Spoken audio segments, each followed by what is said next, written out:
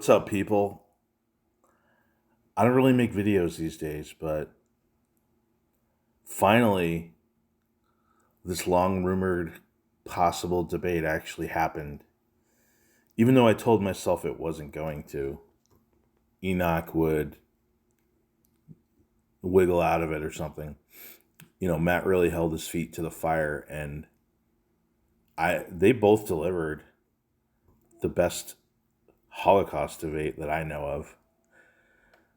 Honestly, there haven't been that many strictly Holocaust debates. Matt's engaged in more than any other person I know. I think the most famous, well, Irving was the potentially famous one that never happened. And the other famous one that I know of is Michael Shermer and the guy from that history review place. But I think this one was better. It was actually, well, they went through all the facts. You know, Enoch did his counterfactual thing, but it was interesting. And then the back and forth was interesting too. I listened to the whole thing as I was like driving around in my car. So I did listen to I think I listened to the whole thing, but it's better when you actually watch the video because they're both pretty animated visually. So that can be they like show their frustrations and their condescension and whatever in video, so that makes it interesting as well. But yeah, first I'll say it was really interesting. Now, people always talk about winning debates, who won. I mean that depends on how you define it and your viewpoint, I guess. But uh, certainly Matt delivered an excellent case, an excellent presentation of the facts, and pieced it together uh, very well. So, I mean, it's an event. It's a historical event, right? So it's kind of weird to. Usually, you don't debate things that have happened. Like you don't debate if the sun exists, right? Or just things that we know are true or have been documented to be true. Usually, you debate things like should we have the death penalty or not. Should there's a debate online like should Holocaust denial be illegal? But there's not. Most people in modern society don't debate like did things happen. But in this context, people like to debate it, and debates are a good way to get the facts out there, to get your viewpoint out there. So as far as who won, I mean, let's put it this way: Matt delivered excellent documentation of all the documentation that exists. Like maybe there were some things that he missed that would have been worthy to present, but it was a great summary and to tie everything together, the various forms of documentation, how we know it happened, etc., etc. And Mike did Mike did his good counter argument as to why you shouldn't believe it, which was funny. There's a there's a pretty funny meme out there. Actually, let me see if I can go grab it right now. It's this meme which has some of the quotes that Matthew read, where Mike was literally doing the thing in this meme, like we are killing them, and it's pretty funny to see Holocaust deniers, or I think the best word for them is actually negationists. It'd be like if you were trying to tell somebody something happened, and no matter what you told them, they just waved it away and explained why it didn't, because they're just so invested in doing that. But yeah, I'm not going to go through all these quotes right now, but we're literally killing the Jews. What do you mean by that? Um, they use euphemisms. They actually come out and say it. And then it's like, well, maybe they're just killing a few. That doesn't account for all of them. And then if you actually applied this to other historical events, you would have to discount any of them ever happened. But yeah, it was a great debate.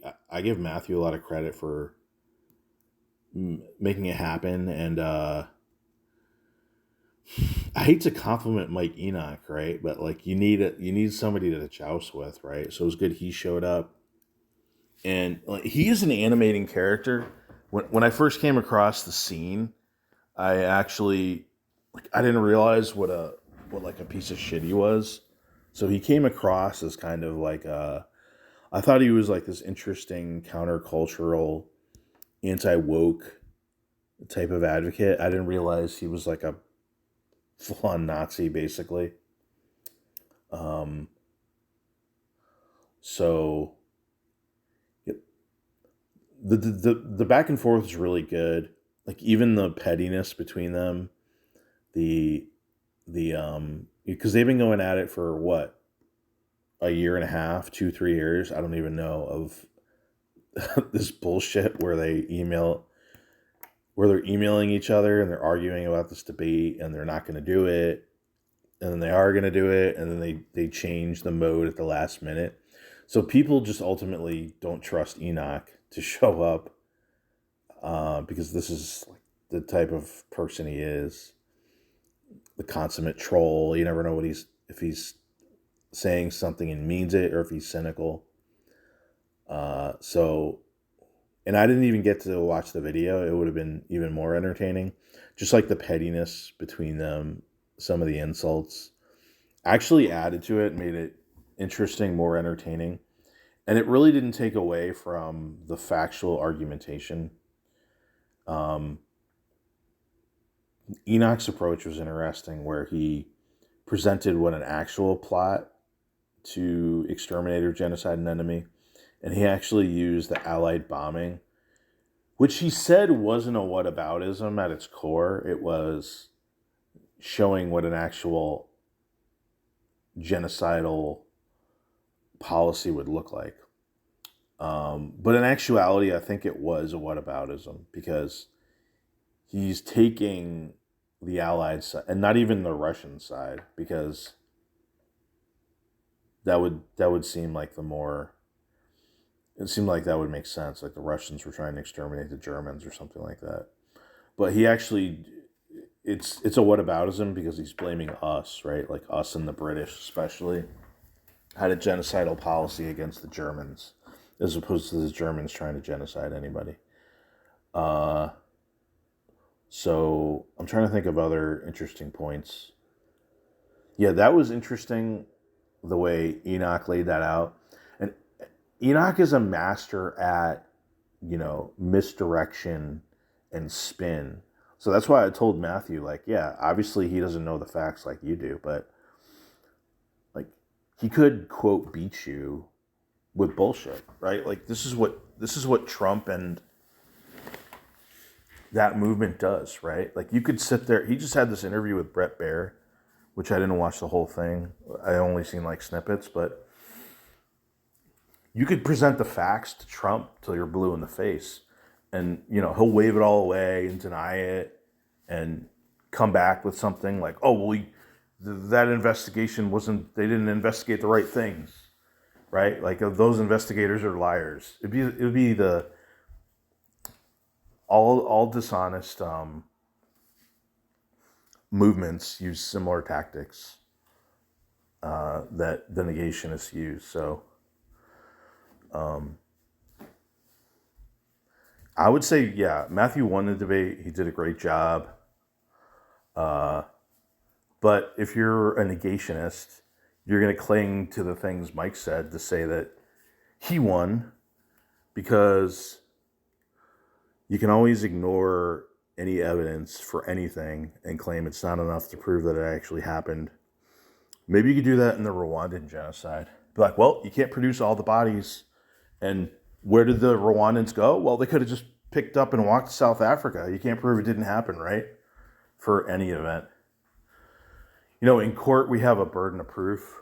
It's beyond reasonable doubt, right? And that's to convict somebody. And there isn't necessarily a burden of proof in a debate.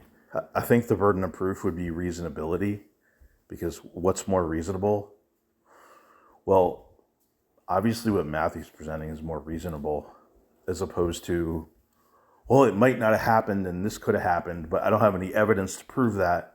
I don't have to prove that. You could do this for any event ever, right?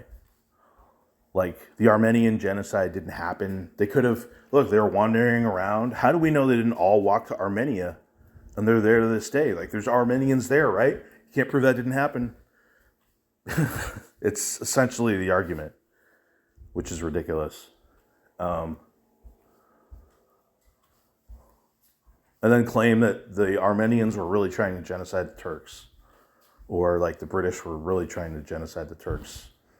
They were the victims. So you could make that case. It would be probably about as reasonable as what Enoch is saying. Other points that other interesting. Oh, when Matt says to Enoch, like, where's the proof of the conspiracy that the Holocaust was staged? And his example was Nuremberg, which is basically the most well-documented international war crimes trial that sets the standard to this day. The documentation and evidence they presented was exquisite, but they try to manipulate the few things that may have been iffy or uncertain to prove the whole thing was just like this hoax thing. Oh yeah, they tortured everyone, they confess. I mean, they don't have any evidence of that, right, on their side. They basically accept anything that helps them without evidence, and then anything that hurts them, like, oh, present evidence of that. Where's the evidence? Oh, nope, that evidence isn't good enough. Nope. So that's basically what you're dealing with. And then there is the debate of should debates happen with Holocaust deniers? Like I know Matthew's gotten some flack from some people. He argues it's better to debate Holocaust deniers than to ban them or marginalize them. Well, I think the best macro strategy is just to like the best way to inoculate people against bullshit is to teach them about the bullshit in advance. So then when it happens, right? Like how would you protect people against the Nigerian scam, right? Like, hey, you just won $30 million. You got to pay the $5,000 in loyal fees and I can get it to you. What's the best way to protect people from falling prey to that? Is to educate them about it, right? Be like, hey, don't fall for this bullshit. Well, similarly, the best way to prevent people from falling from this bullshit is to teach them about it. And they don't do a good enough job. And they talk about the Holocaust. They never really talk about people that deny it, which I think would outrage people and shock them, right? Like, wait, people actually deny this after learning about it? Why? I was shocked to come across these people myself. So I think that's the macro strategy that's the most effective. Basically what they're doing, what we do as a society. And then the micro strategy is to send people like Matt, send them or have them go of their own volition, whatever, to talk to these people, to present how we know what really happened. Now, these people are self-selected, kind of marginalized, not perceptive people. That's how they become Holocaust deniers to begin with. So it is hard to sway them, but it can be done. Matt, at least they're getting the evidence presented in their face, so they can potentially be swayed by it. Matt swayed a few people, I believe, maybe more in the future. We'll see. He'll learn from that experience, and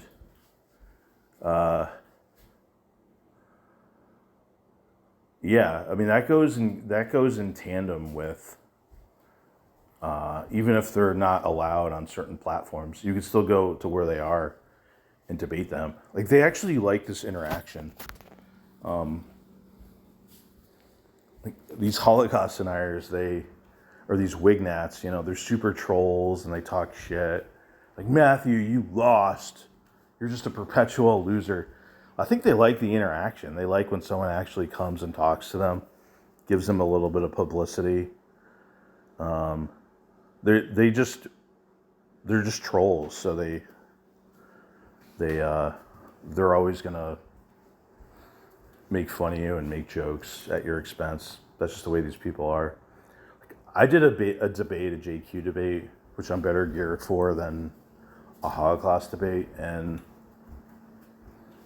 I mean, everyone in the comments, these wignats, they all talk about how badly you lost, et cetera, but it's because they're part of a cult.